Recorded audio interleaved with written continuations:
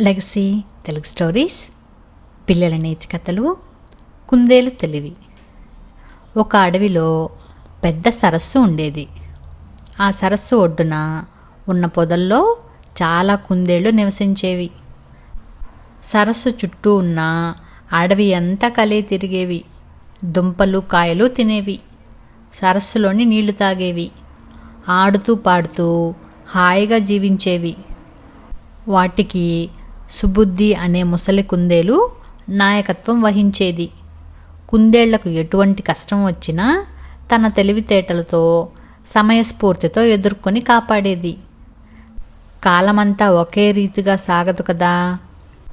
కష్టాలు సుఖాలు ఒకదాని వెంట ఒకటి వస్తూ ఉంటాయి.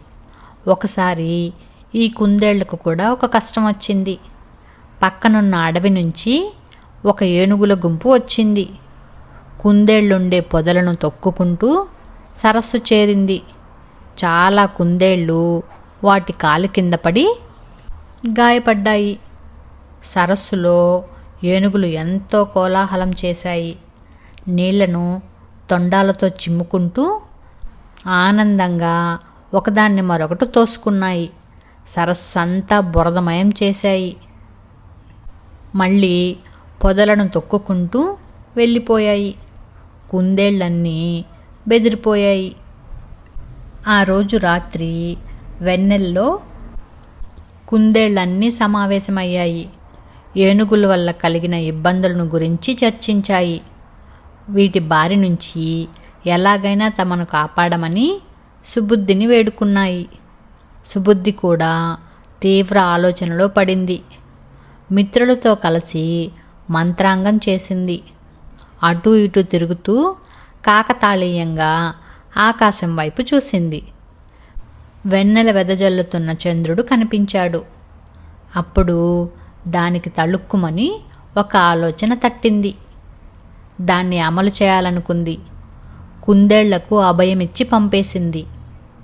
మరుసటి రోజు సుబుద్ధి ఏనుగులు వచ్చే మార్గంలో గుట్టపై ఉన్న రాయి మీద నిలబడింది.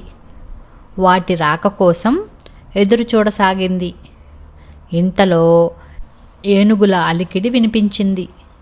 ఏనుగుల రాజు చతుర్దంతి ముందు రాగా ఏనుగులన్నీ వెనక వస్తున్నాయి.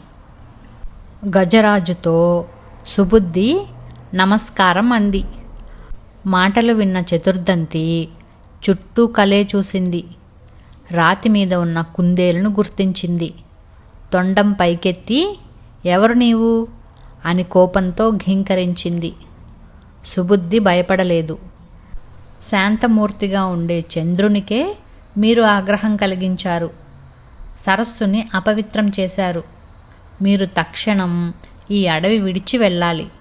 లేకుంటే చల్లని కిరణాలనిచ్చే చంద్రుడు అగ్ని కిరణాలను ప్రసరించి మిమ్మల్ని దహిస్తాడు అని చెప్పింది. తొణుకు బెణుకు లేకుండా ధైర్యంగా సుబుద్ధి పలికిన మాటలకు చతుర్దంతి ఆలోచించింది. కుందేలా, నీ మాటలు నేను నమ్మలేకుండా ఉన్నాను అంది. అందుకు సుబుద్ధి, గజరాజా, రాత్రికి వెన్నెల రానియ్యండి. మా చంద్రుని ఉగ్రరూపం చూద్దురుగాని అంది. ఆ రోజు పున్నమి రాత్రి. ఆకాశంలో చంద్రుడు బంగారు పళ్ళెంలా వెలిగిపోతూ వచ్చాడు. అప్పుడు సుబుద్ధి చతుర్దంతిని సరస్సు దగ్గరకు తీసుకెళ్ళింది. నీటిలో చంద్రుని బింబాన్ని చూపించింది. నీటి అలల్లో చంద్రబింబం ఎర్రగా కదులుతూ కనిపించింది. చూశావా గజరాజా, చంద్రుడు ఉగ్రరూపంతో ఎలా వణికిపోతున్నాడో అని చెప్పింది. అది చూశాక చతుర్దంతి నిజంగానే హడలిపోయింది. తన అనుచరులను వెంటబెట్టుకుని వెళ్ళిపోయింది. మరలా సరస్సు వైపు తిరిగి చూడలేదు. ఆనందంతో కుందేళ్లు గంతులేశాయి. సుబుద్ధిని కీర్తించాయి. ఆపై ఎంతో సుఖంగా జీవించాయి. బలహీనులైన బుద్ధికుశలత ఉంటే బలమైన శత్రువుల నుంచి తమను తాను రక్షించుకోవచ్చు.